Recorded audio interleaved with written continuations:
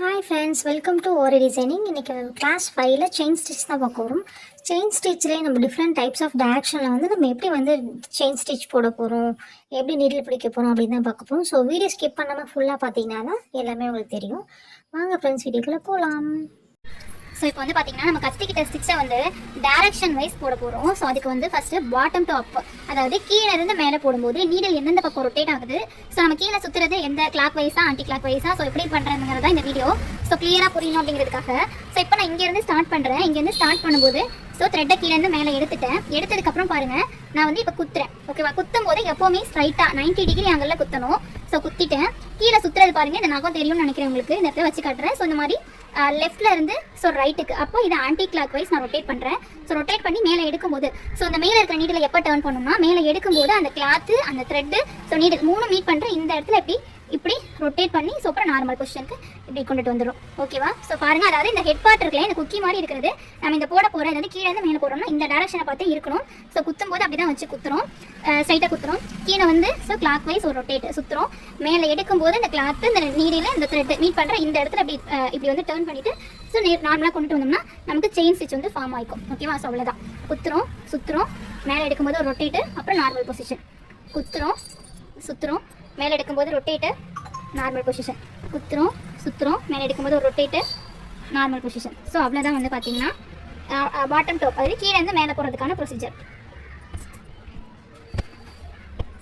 So not போடணும்னா பெரிய லூப்பாக எடுத்துக்கோங்க. அதுக்குள்ளே இருந்து இன்னொரு லூப்பு, ஸோ இது ரெண்டும் கிராஸ் ஆகிற இந்த லைன், இந்த பாயிண்ட்டை பிடிச்சிக்கிட்டு கீழே இழுத்துட்டோம்னா நாட் நமக்கு விழுந்துடும். ஓகேவா? So next up to bottom போடலாமா? ஸோ அப் டு பாட்டம் போடுறதுக்கு மேலே த்ரெட்டை எடுத்துப்போம். ஸோ இப்போ நான் இங்கே கட் பண்ணவே கிடையாது. இப்போ இங்கே முடிச்சிருக்கேன். இந்த த்ரெட்டை நான் கட் பண்ணவே இல்லை. ஸோ நம்ம கை இருக்கு இல்லையா, கையில் த்ரெட்டை இந்த மாதிரி கீழே இழுத்து பிடிக்கணும். அதாவது எப்படி பிடிக்கணும்னா, ஸோ இப்படி த்ரெட் இருக்குன்னா இப்போ இந்த இடத்துல இருக்கிறத இந்த இடத்துக்கு இழுத்து இப்படி பிடிச்சி இது பக்கத்தில் வச்சுக்கிட்டு ஸோ நீடினால குத்தி இப்படி மேலே எடுத்தோம்னா த்ரெட் அந்த இடத்துல மேலே வரும். ஸோ இது டிரான்ஸ்பரண்டாக தெரியல இந்த துணி, அதனால நான் கீழே என்ன பண்ணுறேங்கிறது உங்களுக்கு தெரியல. ஸோ பட் அதுதான், இப்போ இந்த இடத்துல த்ரெட் நாட் போட்டிருக்கோமா, இந்த இடத்துல த்ரெட் இருக்கும், அதை கையால் இழுத்து இந்த பக்கத்தில் இந்த லைன் போட்டிருக்கோம் இல்லையா, இந்த லைன் பக்கத்தில் இப்படி வச்சுக்கிட்டு ஸோ இது என்ன பண்ணுறீங்க, ஊசி நம்ம மேலேருந்து கீழே குத்தி இப்படி மேலே இழுத்துட்டோம்னா இந்த இடத்துக்கு த்ரெட் நமக்கு மேலே வந்துடும். ஸோ இது பக்கம் தானே, அதனால நம்ம கட் பண்ணிட்டு ஸ்டார்டிங் நாட் போட்டுட்டு திரும்ப பண்ணணும் அப்படிங்கிற அவசியம் நமக்கு கிடையாது. ஸோ இப்போ பாருங்கள், ஸோ இங்கேருந்து இப்படி எடுத்து ஸோ இங்கே கொஞ்சம் உங்களுக்கு இதாக தெரியும்னு நினைக்கிறேன், இந்த இடத்துல எடுத்து ஸோ நீடில் மேலே வந்துருச்சு, த்ரெட் மேலே வந்துருச்சு.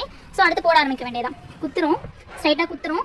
ஸோ இப்போ குத்தும் போது நம்மளோட இது எங்கே இருக்குது, left side to right side. முன்னாடி அதாவது கிளாக் வைஸ் சுற்றுறோம் இல்லையா, இப்போ இப்படி ஆன்டி கிளாக் வைஸ் சுற்றுறோம். நீடில் இப்படி இருக்கிறதுனால ஸோ ஆன்டி கிளாக் வைஸ், அதாவது இப்பயே லெஃப்ட் டு ரைட்டு தான், பட் என்னன்னா கிளாக் வைஸ் இல்லாமல் ஆன்டி கிளாக் வைஸ் சுற்றுறோம். ஸோ சுற்றி மேலே எடுக்கும்போது ஒரு டர்ன் குத்துறோம், சுற்றியாச்சு, மேலே எடுக்கும்போது ஒரு டர்ன். ஸோ இப்போ இந்த டர்ன் பண்ணது நான் இந்த டேரக்ஷனில் உட்காந்துருந்தேன். ஸோ என்ன பார்த்து ஒரு டர்ன் பண்ணேன், அதாவது நீடில் சொல்கிறேன் லெஃப்ட் சைட் டர்னுங்கிறது. இப்போ இந்த டேரக்ஷனில் போகிறதுனால எனக்கு ஆப்போசிட் சைடில் நான் என்ன பண்ணணும்னா இந்த டர்ன் பண்ணி எடுக்கணும்.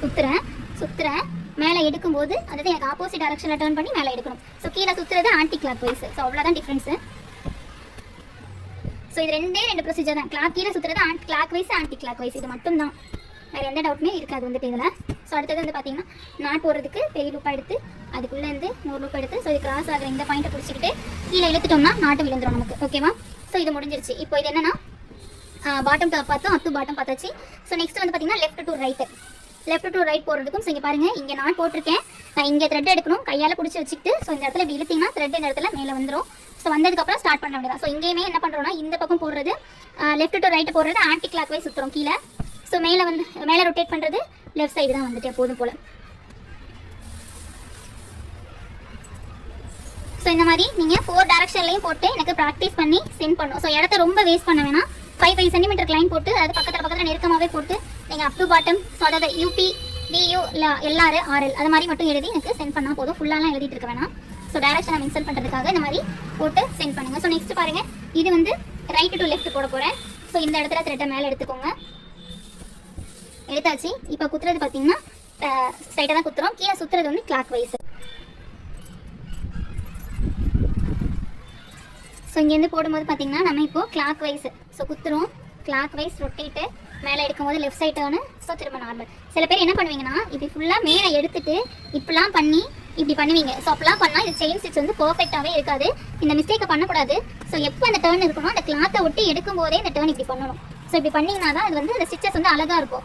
ஸோ நல்லா கவனிங்க. சில பேர் இப்படி மேலே எடுத்து அதுக்கப்புறம் இப்படி பண்ணி சப்ளா பண்ணுவீங்க. அது சில டைம் வேணால் நல்லா வரும், எல்லா டைமும் அழகாக இருக்காது. ஸ்டிச்சஸ் நீட்டாக வரும்னா குட்டி குட்டியாக போடணும். ஸோ அதுக்கு அடுத்தது இந்த மாதிரி அந்த கிளாத்தை ஒட்டியே அந்த டர்ன் இப்படி பண்ணணும். ஸோ இப்படி பண்ணிங்கன்னா தான் அது வந்து கரெக்டாக இருக்கும்.